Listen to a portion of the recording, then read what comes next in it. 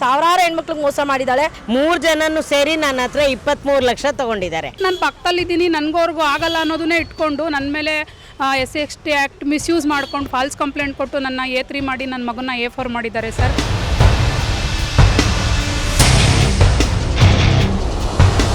ಹೆಗಡೆ ಅವರು ಮಹಾನ್ ವ್ಯಕ್ತಿ, ಅಂತವ್ರ ಹೆಸರಲ್ಲಿ ಮೋಸ ಮಾಡ್ತಿರಲ್ರಿ, ಏನ್ರಿ ಇದು ಕತೆ? ಎಲ್ಲಿ ನಮ್ಗೆ ಉತ್ತರ ಸಿಗತ್ತೆ ಸರ್? ನನ್ನ ನೋಡುವಾಗ ಏನ್ ಗತಿ? ಕ್ಯಾಟಗರಿ ಲೆಕ್ಕದಲ್ಲಿ ತಗೊಂಡು ಎಲ್ಲರ ಮೇಲೂ ಕೇಸ್ ಮಾಡ್ತಿದ್ದಾರೆ.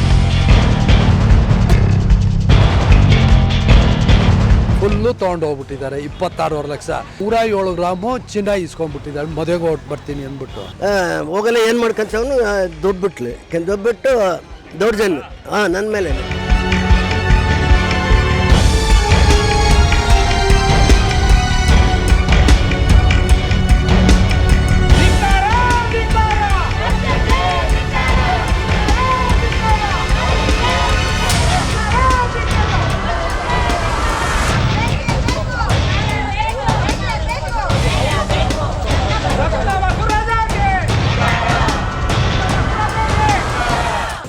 ಎಲ್ಲರಿಗೂ ನಮಸ್ತೆ. ನಾನು ಒಂದು ಮಹಿಳಾ ಸ್ವಸಹಾಯ ಸಂಘದ ಪರವಾಗಿ ನಾನು ಬಂದಿದ್ದೀನಿ. ಸೊ ಮಹಿಳಾ ಸಂಘ ಇದೆ ಅಂತ ಮಾತ್ರಕ್ಕೆ ಮಹಿಳೆಯರು ಅನ್ಯಾಯ ಮಾಡಿದ್ರೆ ಹೆಣ್ಮಕ್ಳು ಮಹಿಳಾ ಸಂಘ ಖಂಡಿತವಾಗೂ ಸಪೋರ್ಟ್ ಮಾಡಲ್ಲ. ಯಾಕಂದರೆ ಇಲ್ಲಿ ಗಂಡು ಹೆಣ್ಣು ಇಬ್ಬರು ಸಮಾನರು. ಇವಳು ಮಾಡಿರ್ತಕ್ಕಂಥ ಮೋಸ, ಪಾಪ ಮನೆ ಕೆಲಸ ಮಾಡಿರ್ತಕ್ಕಂಥ ಹೆಣ್ಮಕ್ಳು, ಇಂಥ ಹೆಣ್ಮಕ್ಳನ್ನ ಹಿಡಿದು ಅವಳು ಬರೀ 50,000 1 ಲಕ್ಷ ಈ ಥರ ಸಾವಿರಾರು ಹೆಣ್ಮಕ್ಳಿಗೆ ಮೋಸ ಮಾಡಿದ್ದಾಳೆ. ಅದ್ರ ಜೊತೆಗೆ ಚೀಟಿ ಅನ್ನೋ ಒಂದು ಹೆಸರಲ್ಲಿ ಇವಳು ದೋಖ ಮಾಡಿದ್ದಾಳೆ. ಇದು ಸೂಪರ್ ಮಾರ್ಕೆಟಿಗೆ ಬರ್ತಕ್ಕಂಥ ಎಲ್ಲ ಹೆಣ್ಮಕ್ಳು ಮನವೊಲಿಸಿ ನೀನು ಅಕ್ಕ, ನೀನು ನಮ್ಮಮ್ಮ, ನೀನು ನನ್ನ ತಾಯಿ ಇದ್ದಂಗಿದೆಯಾ ಅಂತ ಈ ಥರ ಎಲ್ಲ ಸುಳ್ಳುಗಳನ್ನು ಹೇಳ್ಕೊಂಡು ಎಷ್ಟೋ ಹೆಣ್ಮಕ್ಳಿಗೆ ಅವ್ರ ಗಂಡಂದಿರಿಗೆ ಗೊತ್ತಿಲ್ಲದೆ ದುಡ್ಡುಗಳನ್ನ ಕೊಟ್ಬಿಟ್ಟಿದ್ದಾರೆ. ಮಾಧ್ಯಮದ ಮುಂದೆ ಬಂದು ಹೇಳಲಿಕ್ಕೆ ಎಷ್ಟೋ ಜನ ಹೆಣ್ಮಕ್ಳು ನೊಂದ್ಕೋತಾ ಇದ್ದಾರೆ. ಯಾಕಂದರೆ ನಾನು ಮಾಧ್ಯಮದ ಮುಂದೆ ಬರ್ತಾ ಇಲ್ಲ ಅಂತ. ಇವತ್ತು ನಾನು ಮಹಿಳಾ ಸಂಘದ ಪರವಾಗಿ ಬಂದಿರೋ ಉದ್ದೇಶ ಒಂದೇ, ಯಾವ ಹೆಣ್ಮಕ್ಳಿಗೂ ಈ ಥರ ತೊಂದರೆ ಆಗಬಾರ್ದು. ಈ ಥರ ಮೋಸ ಮಾಡೋರು ಹೋಗೋವ್ರಿಗೂ ಮೋಸ ಮಾಡೋರು ಇದ್ದೇ ಇರ್ತಾರೆ. ಪ್ರತಿ ಹೆಣ್ಮಕ್ಳು ತಿಳ್ಕೊಬೇಕಾಗಿರೋದಿಷ್ಟೇ, ಒಬ್ಬ ಹೆಣ್ಮಕ್ಳಿಗೆ ನಾವು ಒಂದು ಅವ್ರ ಯೋಗ್ಯತೆಗೆ ಮೀರಿ ದುಡ್ಡುಗಳನ್ನು ನಾವು ಕೊಡಬಾರ್ದು. ಆದರೆ ಇಲ್ಲಿ ಅಚಾತುರ್ಯ ಆಗೋಗಿದೆ, ಏನು ಮಾಡೋಕ್ಕಾಗಲ್ಲ. ಈ ವಿಷಯವನ್ನು ಗಮನದಲ್ಲಿ ಇಟ್ಕೊಂಡು ಕಾನೂನು ರೀತಿಯಾಗಿ, ಯಾಕಂದರೆ ಎಲ್ಲರೂ ನೆಟ್ ಬ್ಯಾಂಕಿಂಗು ಮತ್ತು ಕ್ಯಾಶ್ ಮುಖಾಂತರ ಸ್ವಲ್ಪ ಕೊಟ್ಟಿದ್ದಾರೆ, ಇನ್ನೆಲ್ಲ ಪೂರ್ತಿ ನೆಟ್ ಬ್ಯಾಂಕಿಂಗೇ ಮಾಡಿದ್ದಾರೆ. ಯಾಕಂದರೆ ಕಾನೂನು ಕಣ್ಣಿಗೆ ಅವಳು ಕಣ್ಣೆರ್ಚೋಕ್ಕಾಗಲ್ಲ ಅಲ್ವಾ? ಯಾಕಂದರೆ ನಾವೆಲ್ಲರೂ ಅವರು ಹೆಣ್ಮಕ್ಳು ಎಲ್ಲರೂ ಕೊಟ್ಟಿರೋದು ನೆಟ್ ಬ್ಯಾಂಕಿಂಗ್ ಮುಖಾಂತರನೇ. ಹಾಗಾಗಿ ಕೆಲವು ಹೆಣ್ಮಕ್ಳನ್ನ ಸತ್ಯವನ್ನು ಹೇಳ್ಕೊಳ್ಳಿಕ್ಕೆ ಇಲ್ಲಿ ಮುಂದೆ ಬರೋಕ್ಕೆ ಮುಜುಗರ ಪಡ್ತಾ ಇದ್ದಾರೆ. ಹಾಗಾಗಿ ಅವರ ಪರವಾಗಿ ನಾನಿವತ್ತು ಬಂದು ಪ್ರತಿ ಹೆಣ್ಮಕ್ಳು ಧೈರ್ಯವಾಗಿ ನೀವು ಬಂದು ಈ ಥರ ಮಾಧ್ಯಮದ ಮುಂದೆ ಹೇಳಿದ್ರೆ ಮಾತ್ರ ನಿಮ್ಮ ದುಡ್ಡು ವಸೂಲಿ ಆಗುತ್ತೆ. ಇಲ್ಲ ನಂದು ಹೋದ್ರೆ ಹೋಗ್ಲಿ ಬಿಡು, ನನ್ನ ಮಾನ ಮರ್ಯಾದೆ ಹೋಗುತ್ತೆ ಅಂತ ನೀವು ಮನೇಲಿ ಕೂತ್ಕೊಂಡ್ರೆ ಖಂಡಿತವಾಗೂ ಈ ಥರ ಮೋಸ ಮಾಡೋರು ಸಾವಿರಾರು ಜನ ಹುಡ್ತಾರೆ. ಇವರೆಲ್ಲರೂ ನಮಗೆ ಸಪೋರ್ಟ್ ಇರಬೇಕಾದ್ರೆ ನಾವು ಯಾವುದೇ ರೀತಿ ಧೈರ್ಯಗೆಡದೆ ಪ್ರತಿ ಹೆಣ್ಮಕ್ಳು ಮಾಧ್ಯಮದ ಮುಂದೆ ಬಂದು ನಿಮ್ಮ ಒಂದು ಅಳಲನ್ನು ತೋರ್ಕೋಬೇಕು ಅಂತ ಕೇಳ್ಕೊಳ್ತಾ ಪ್ರತಿ ಹೆಣ್ಮಕ್ಳಿಗೂ ನಾನು ಹೇಳೋದಿಷ್ಟೇ, ನಮ್ಮ ಮನೇಲಿ ಈ ಥರ ಇದೆ, ಮತ್ತು ನಾನು ಕೋಳಿ ಫಾರ್ಮ್ ಮಾಡಿದ್ದೀನಿ, ಈ ಥರ ಒಂದು ನಂಬಿಕೆಯನ್ನು ಹುಟ್ಟಿಸ್ಕೊಳ್ಳೋದು. 1 ತಿಂಗಳು 2 ತಿಂಗಳು ಅವ್ರ ಮನೆಗೆ ಸತತವಾಗಿ ಹೋಗೋದು. ಆಮೇಲೆ ಅವಳೆಲ್ಲ ಬರ್ತಿದ್ದಲ್ಲ ಐಷಾರಾಮಿ ಕಾರ್ಗಳಲ್ಲೇ.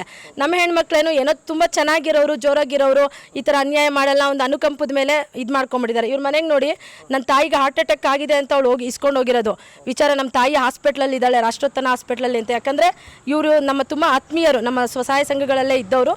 ವಿಷಯಗಳು ನಮಗೂ ಗೊತ್ತಿರಲಿಲ್ಲ. ಆಮೇಲೆ ಏನು ಬಿಡು, ಒಂದಿನಕ್ಕಲ್ವಾ ಕೊಡೋಣ ಅಂದ್ಬಿಟ್ಟು ಇವ್ರು ಕೊಟ್ಟಿದ್ದಾರೆ ಅಷ್ಟೇ. ಆಮೇಲೆ ಅದ್ರ ಜೊತೆಗೆ ಚೀಟಿಗಳು ಮಾಡ್ತೀವಿ ಅಂತ ಹೇಳಿ ನಂಬಿಸಿದ್ದಾರೆ. ಆದರೆ ಚೀಟಿದ ಆಂಟಿ ಇದು ಮಾಡಿಲ್ಲ, ಒಂದು ಸೂಪರ್ ಮಾರ್ಕೆಟ್ ಮಾಡ್ತೀವಿ ಅಂತ ಹೇಳಿದಕ್ಕೆ ಮಾತ್ರ ಸಪೋರ್ಟ್ ಮಾಡಿದ್ದಾರೆ. ಆದರೆ ಅವಳು ಯಾವ ಸೂಪರ್ ಮಾರ್ಕೆಟು ಮಾಡ್ತಿರ್ಲಿಲ್ಲ ಸರ್.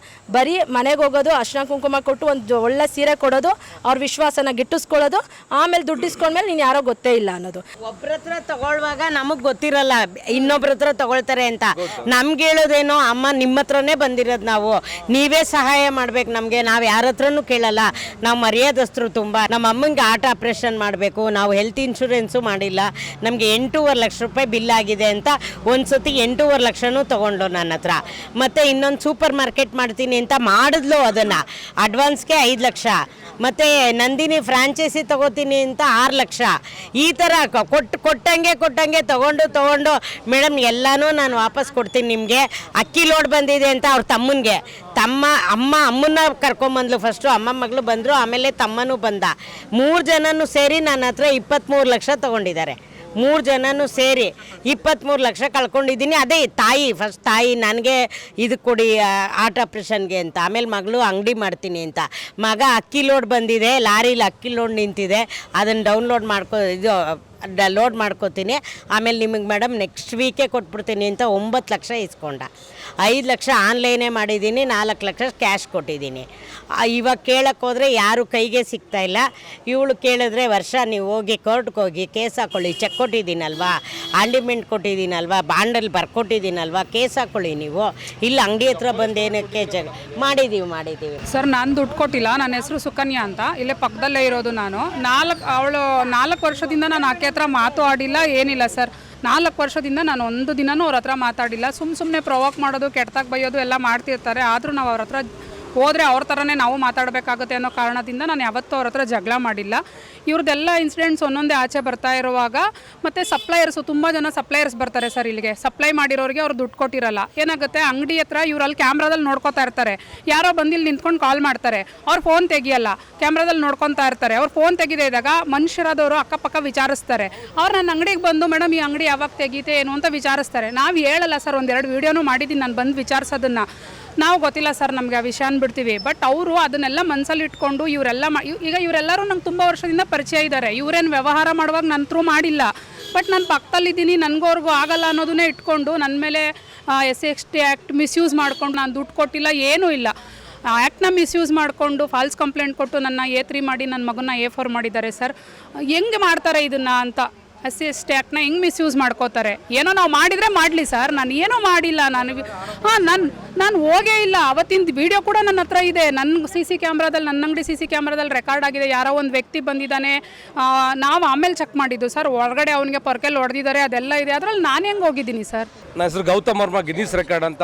ಏನು ವಿಚಾರ ಅಂತ ಅಂದರೆ ನೋಡಿ, ಇಲ್ಲಿ ನನ್ನ ಅಕ್ಕಪಕ್ಕ ನಿಂತಿರ್ತಕ್ಕಂಥ ನನ್ನ ಹೆಣ್ಮಕ್ಳುಗಳು ಅಮಾಯಕರು ನೋಡಿ, ಅವ್ರು ನೋಡಿದ್ರೆ ಅಮಾಯಕರೇ.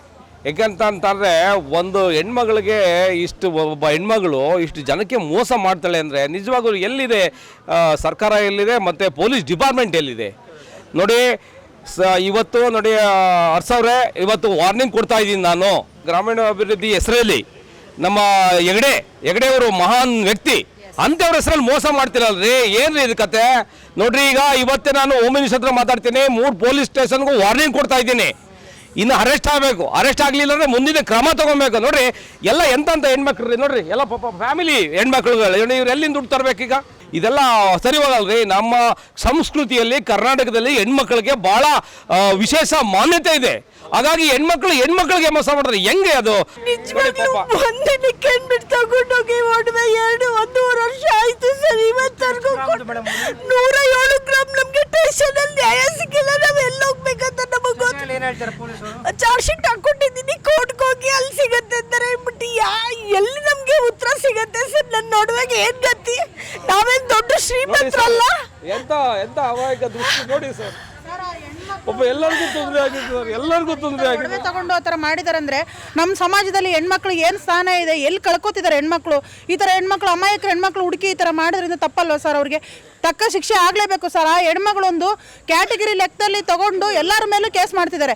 ಕೇಳಕ್ಕೆ ಹೋದ್ರೆ ಅವ್ರ ಮಕ್ಕಳ ಮೇಲೆ ಫೋಕ್ಟೋ ಕೇಸ್ ಆಗ್ತಿದ್ದಾಳೆ. ಯಾಕೆ ಸರ್ ಈ ಥರ ಮಾಡ್ತಿದ್ದಾರೆ? ದಯವಿಟ್ಟು ಪೊಲೀಸ್ಗೆ ಒಂದು ಮನವಿ ಹೇಳ್ತಿದ್ದೀವಿ, ಅವ್ರನ್ನ ಅರೆಸ್ಟ್ ಮಾಡಿ ಅವ್ರಿಗೆ ಏನು ಕೊಡಬೇಕು ಕಾನೂನು ಪ್ರಕಾರ ಕೊಡಿಸಿ, ನ್ಯಾಯ ಕೊಡಿಸಿ. ಕುಮಾರ್ ಅಂತ ಹೇಳ್ಬಿಟ್ಟು ಕೃಷ್ಣಗಾಡನಲ್ಲಿರೋದು. ನಮ್ಮ ಮನೆಯವ್ರ ಹತ್ರ ಬಂದು ಹಿಂಗೆ ನಾನು RTGS ಮಾಡಿರೋದು, ಅಮ್ಮ ಮಗಳು ಮಗ ಫುಲ್ ವೀಡಿಯೋ ಇದೆ ಸರ್, ಫುಲ್ ವೀಡಿಯೋ ಇದೆ. ಎಲ್ಲ ಬಂದು ಹಂತವಾಗಿ ನಿಮಗೆ ಕೊಡಲಿಲ್ಲ ಅಂದರೆ ಅವ್ರು ಕೊಡಲಿಲ್ಲ ಅಂದರೆ ಅಮ್ಮ ಬರೋದು ಈ ರೀತಿ ಬಂದು ಫುಲ್ಲು ತೊಗೊಂಡು ಹೋಗ್ಬಿಟ್ಟಿದ್ದಾರೆ. 26.5 ಲಕ್ಷ ಚೆಕ್ ಇದೆ, ಬಾಂಡ್ ಪೇಪರ್ ಇದೆ, ಎಲ್ಲ ಆಗಿದೆ.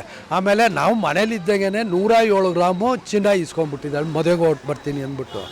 ಆಮೇಲೆ ಕೊಡ್ತೀವಿ, ಸ್ವಲ್ಪ ಪ್ರಾಬ್ಲಮ್ಮು ಅಂತ ಹೇಳ್ಬಿಟ್ಟು ಸ್ಟೇಷನಲ್ಲಿ ಹೋಗಿ ಕೇಳಿದ್ವಿ, ಕೊಡಲಿಲ್ಲ, ಎಷ್ಟು ಹೇಳಿದ್ರು ಕೊಡಲಿಲ್ಲ. ಆಮೇಲೆ ಏನು ಮಾಡಿದ್ವಿ, ಸರಿ ಹೋಗ್ಬಿಟ್ಟು ಸ್ಟೇಷನಾಗ ಕಂಪ್ಲೇಂಟ್ ಕೊಟ್ವಿ. 1.5 ವರ್ಷ ಆಯಿತು ಚೀಟಿ ಹಾಕಿದ್ದೀವಿ. ಚೀಟಿಗೆ ಅದನ್ನು ಬರ್ಕೊಟ್ಟಿದ್ದಾರೆ, 500 ರೂಪಾಯಿ ಸ್ಟಾಂಪು. ಅವ್ರ ತಾಯಿಗೆ ಚೀಟಿ ದುಡ್ಡು 2.5 ಲಕ್ಷ. ಅವರು ಮಗಳು ನಮ್ಮ ಮನೆಯವ್ರ ಹತ್ರ ಇಸ್ಕೊಟ್ಟು, ಏನೋ ಬಟ್ಟೆ ಅಂಗಡಿ ಇಡ್ತಾಯಿದ್ದೀವಿ, ಅರ್ಜೆಂಟ್ 2.5 ಲಕ್ಷ, 5 ಲಕ್ಷ ನಮ್ಮದು ಟೋಟಲು. 1.5 ವರ್ಷ ಆಯಿತು. ಸ್ಟಾಂಪ್ ಬರ್ಕೊಟ್ಟವ್ರೆ, ಚೆಕ್ ಕೊಟ್ಟವ್ರೆ. ಆಮೇಲೆ ನನಗೆ ನಮ್ಮ ಮನೆಯವ್ರಿಗೆ ಕಾಲು ನೋವು, ಇದು ಆಪ್ರೇಷನ್ ಮಾಡಬೇಕಾಯ್ತು. ಕೇಳ್ತಾಯಿದ್ವಿ, ದುಡ್ಡು ಕೇಳೋಕ್ಕೆ ನಮಗೆ ಬೇಡಮ್ಮ, ನಿಮ್ಮ ಇದು ಬಡ್ಡಿ ಬೇಡ, ನಮ್ಮ ಅಸಲು ಕೊಡ್ರಿ, ನಮ್ಮ ಮನೆಯವರಿಗೆ ಆಪ್ರೇಷನ್ ಮಾಡಬೇಕು ಅಂತ ಕೇಳ್ತಾಯಿದ್ರು. 1 ವರ್ಷದಿಂದ ಹಂಗೆ ಹೇಳ್ಕೊಂಡು ನಮ್ಮ ಅಪ್ಪದು ಆಸ್ತಿ ಐತೆ ಅಲ್ಲಿ ಮಾರ್ಕೊಂಬರ್ತೀವಿ, ಈಗ ಕೊಡ್ತೀವಿ ಆಗ ಕೊಡ್ತೀವಿ ಅಂತ 1.5 ವರ್ಷ ಇದು ಮಾಡಿದರು. ಆಮೇಲೆ ಮೊನ್ನೆ ನಾನೇನು ಮಾಡಿದೆ, ಇದು ಆಗಲ್ಲ ಅಂಥೇಳಿ ಸ್ಟೇಷನ್ಗೆ ಹೋದೆ. ನಿನ್ನ ಸ್ಟೇಷನ್ಗೆ ಹೋಗಿ ಕೋರ್ಟ್ಗೆ ಹೋಗು ನೋಡೋಣ ಅಂತ ಅಂದ್ಲು. ಆಯಿತು ಬಿಡು ಸ್ಟೇಷನ್ಗೆ ಹೋಗ್ತೀನಿ ಅಂತೇಳಿ ಸ್ಟೇಷನ್ಗೆ ಹೋದೆ. ಸ್ಟೇಷನಿಂದ ಫೋನ್ ಮಾಡಿಸಾಗ ನಾವು 3 ದಿವಸ ಅವ್ನಿಗೇನು ಸಾಲ ಯಾವುದೂ ಇಲ್ಲ ಸರ್, ಕೊಟ್ಬಿಟ್ಟಿದ್ದೀವಿ ಅಂತಂದು ಪೊಲೀಸರು ದಬಾಯಿಸಿದ್ಲು. ಆಯಿತು, ಯಾವಾಗ ಬರ್ತೀಯ ಸ್ಟೇಷನ್ಗೆ ಅಂತ ಕೇಳಿದ್ರು ಅವರು. 3 ದಿವಸ ಬಿಟ್ಕೊಂಡು ಬರ್ತೀನಿ, ನಾನು ಊರಾಗಿಲ್ಲ ಅಂತ ಅಂದರು. ಹೋಗಿ ಏನಮ್ಮ ನೀನು ಇಲ್ಲೇ ಇದೆಯಾ, ಸ್ಟೇಷನ್ಗೆ ಬಂದರೆ ಬರ್ತಾಯಿಲ್ಲ, ನೀನು ನಮಗೆ 1.5 ವರ್ಷದಿಂದ ಹಿಂಗೆ ಗೋಲಾಡ್ಸ್ತಾ ಇದೆಯಾ, ಏನಕ್ಕೆ ನೀನು ಮರ್ಯಾದೆ ಐತಾ ಇಲ್ವರೆಗೆ ಆಪ್ರೇಷನ್ ಮಾಡ್ಕೋಬೇಕು ನಮ್ಮ ಮನೆಯವ್ರಿಗೆ ಅಂತ ಕೇಳಿದ್ರೆ 1.5 ವರ್ಷದಿಂದ ಇದೇ ಹೇಳ್ತಾ ಇದೆಯಾ ಅಂದದ್ದು ಕೇಳಿದಕ್ಕೆ ಕೊಟ್ಟಿದ್ದೀನಿ ಹೋಗೋ, ಏನು ಮಾಡ್ಕೊತೀವಿ ಮಾಡ್ಕೊ ಅಂದ್ಲು. ನಾನಿದ್ದು ದೊಡ್ಡ ನೀನೇನು ಮಾನ ಮರ್ಯಾದೆ ಆಯ್ತಾ, ಈ ಥರ ಹೆಣ್ಮಕ್ಳು ನಾವು ಎಲ್ಲಿ ನೋಡಿಲ್ಲ, ಈ ದುಡ್ಡು ಇಸ್ಕೊಂಡು ನಮಗೆ ಇದು ಮಾಡ್ತೀವಿ ಅಂದೇಟ್ಗೆ ಹೋಗಲ್ಲ ಏನು ಮಾಡ್ಕೊಂತೇವನು ದೊಬ್ಬಿಟ್ಟು ದೌರ್ಜನ್ಯ ನನ್ನ ಮೇಲೇ ಅಲ್ಲೇ ತಳ್ಳಿಬಿಟ್ರು. ತಳ್ಳಿದಕ್ಕೆ ಇಲ್ಲಿ ಬಂದು ಬಿದ್ದೆ. ಆಮೇಲೆ 2 ಪೊರ್ಕೆ ತಗೊಂಡು ಹೊಡೆದು.